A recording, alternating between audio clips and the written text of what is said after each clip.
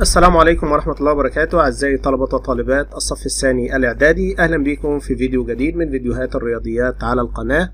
إن شاء الله مستمرين معاكم في شرح منهج الرياضيات الجديد للصف الثاني الإعدادي وحل اختبارات المعاصر. والنهاردة إن شاء الله بنحل مع بعض اختبار تراكمي رقم 11، ونبدأ زي ما احنا متعودين دايما بالصلاة والسلام على سيد الأنام سيدنا محمد صلى الله عليه وسلم. إن شاء الله النهاردة بنحل مع بعض اختبار تراكمي رقم 11، وبنفكركم إن كل الفيديوهات السابقة الخاصة بمنهج الرياضيات للصف الثاني الإعدادي موجودة في الوصف بتاع الفيديو، وكمان في علامة الآي اللي بتظهر على الفيديو. نبدأ نشوف الاختبار بتاعنا، وهنا ده اختبار خاص بالتطابق، وبقول لي أوجد أو إذا كان المثلث ABC يطابق المثلث XYZ وقياس زاوية A زائد B بتساوي 100. خلي بالك ال A اللي انا هعلم عليها بالاخضر دي زائد البي ب100، الاتنين دول كده مع بعض ب100. طب واحنا عارفين ان مجموع زوايا المثلث بتساوي كام؟ 180. يبقى كده قياس زاوية سي تساوي 180 ناقص 100 بتساوي 80 درجة. يبقى كده زاوية سي ب80. يا استاذ نعم، احنا عايزين زاوية زد. بص كده على زاوية زد، السي اللي هي بالأصفر دي رقم 3، الزد رقم 3، يبقى قياس زاوية زد تساوي قياس زاوية سي، ودي ب80، يبقى دي برضو بكام؟ ب80. يعني الاختيار رقم ب. النقطة رقم 2 بيقول المثلث ABC يطابق المثلث XYZ ومحيط المثلث ABC. محيط المثلث يعني الثلاث أضلاع بتاعته، مجموعة ثلاث أضلاع، يعني AB زائد BC زائد AC. الثلاث أضلاع دول كده مجموعهم كام؟ 18. الBC ب6، الBC بكام؟ ب6. طيب دي كده ب6، يعني هنا ال AB زائد AC تساوي 18 ناقص 6، يعني بتساوي 12. حلو. طب ايه المطلوب مني؟ انا مطلوب مني XY زائد XZ. طب بص كده كويس، شايف ال XY اول رمزين يبقى AB، XY بتساوي AB، و XZ الاول والاخير يبقى بتساوي AC. يبقى معنى كده طالما AB زائد AC ب 12 يبقى XY زائد XZ ايضا ب 12، ويبقى الاختيار رقم ج. النقطة رقم 3 بيقول إذا كان 3x زائد 3y بتساوي 18، فإن 2x زائد 2y. طيب لاحظ هنا أنا عندي 3 3 18. قسم دي كلها على 3، يعني اقسم هنا على 3 وهنا على 3 وهنا على 3، فهيطلع معايا x زائد y 18 على 3 تبقى 6.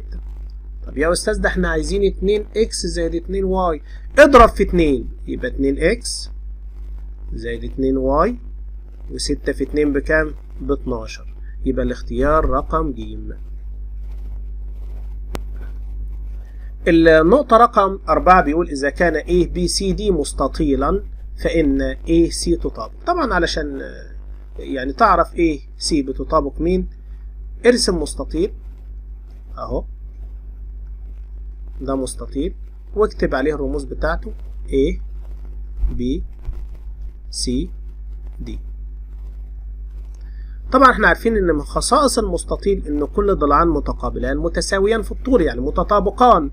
يبقى ال AC ده مش موجودة في البتاع يا استاذ في الاضلاع، ده بص كده موجودة فين؟ بص كده AC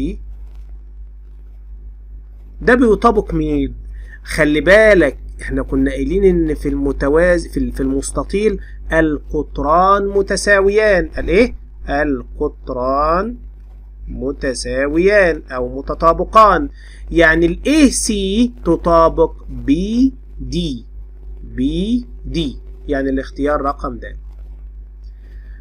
دي كده كانت النقطة رقم ايه؟ رقم 4. النقطة رقم 5 بيقول لي ما قيمة x؟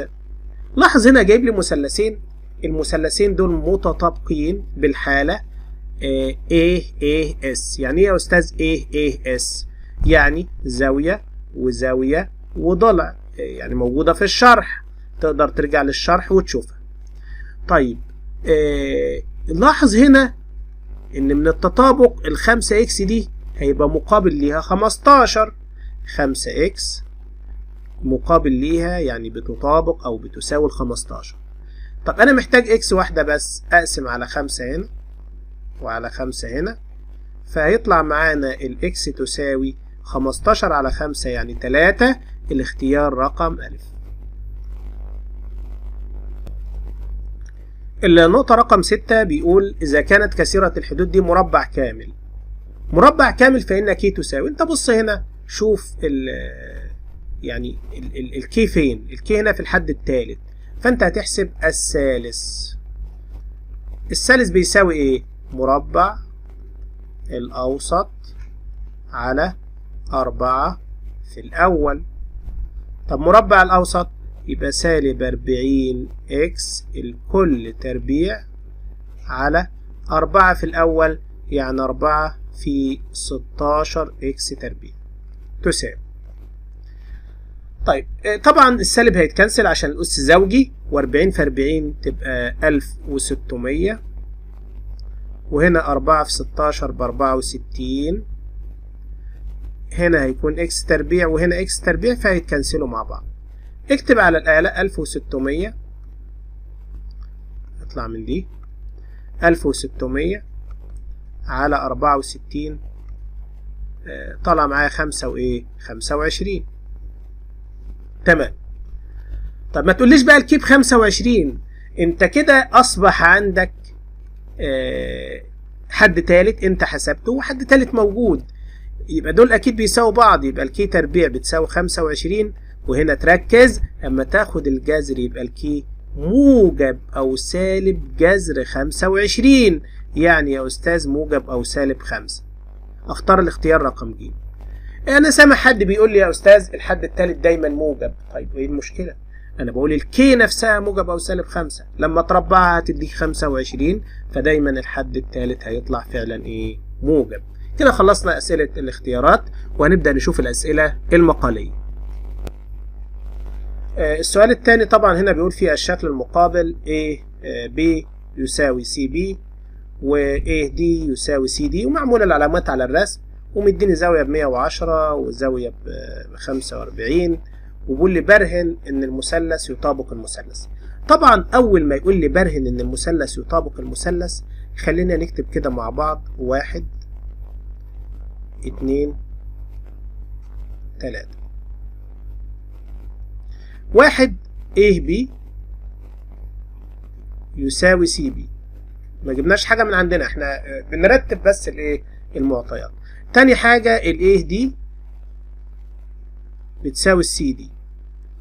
انا عايز شرط تالت علشان نعمل تطابق للمثلثين. شايفين انتوا الDB او الBD ضلع مشترك، لو كتبت BD بتساوي BD إجابة صحيحة، ولو كتبت ممكن تكتبها كده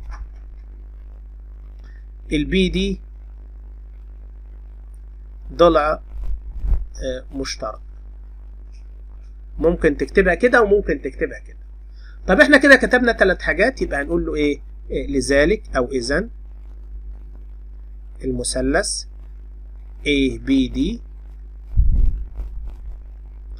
يطابق المثلث CBD بنظرية ايه بقى؟ بنظرية 3 أضلاع، يبقى SSS. هنا بقول لي أوجد زاوية A، وهنا زاوية A اللي هي رقم 1 في الترتيب بتساوي زاوية C اللي هي أيضا رقم 1 في ترتيب المثلثات، وزاوية C هنا ب110، يبقى زاوية A أيضا ب110. السؤال الثالث والأخير طبعا هنا بيقول لي حلل تحليلا كاملا. النقطة رقم 1 دي عبارة عن مقدار ثلاثي عادي جدا، x تربيع ناقص 3x ناقص 10. فاحنا هنبدأ نفتح قوسين. الاكس تربيع طبعا هتكون x وx، عايزين عددين حاصل ضربهم 10 وفي نفس الوقت الفرق بينهما 3، يبقى ناخد 5 في 2. الكبير ياخد إشارة زي اللي في النص والتاني ياخد إشارة عكسها. النقطة رقم 2 وده تحليل بسيط جدا، اللي هو 25 ناقص 9x تربيع فرق بين مربعين. هنفتح قوسين، دي حالات خاصة، يبقى 5 و5، واحدة سالب وواحدة موجب، وال9x تربيع هتبقى 3x و3x. أما بقى المقدار الأخير اللي هو y تكعيب ناقص 8، فده بنسميه فرق بين مكعبين، بنعمل قوس صغير وقوس كبير. y تكعيب الجذر التكعيبي بتاعها y، وال8 الجذر التكعيبي بتاعها 2، وهنا ربع يبقى y تربيع، غير الإشارة واضربهم في بعض وربع التاني تبقى 4. بكده يكون خلصنا النموذج بتاعنا. أتمنى أن الشرح ينال إعجابكم، وفي الختام نسألكم الدعاء، وانتظرونا في كل ما هو جديد ومفيد على القناة. سبحانك اللهم ربنا وبحمدك، أشهد أن لا إله إلا أنت، أستغفرك وأتوب إليك، والسلام عليكم ورحمة الله وبركاته.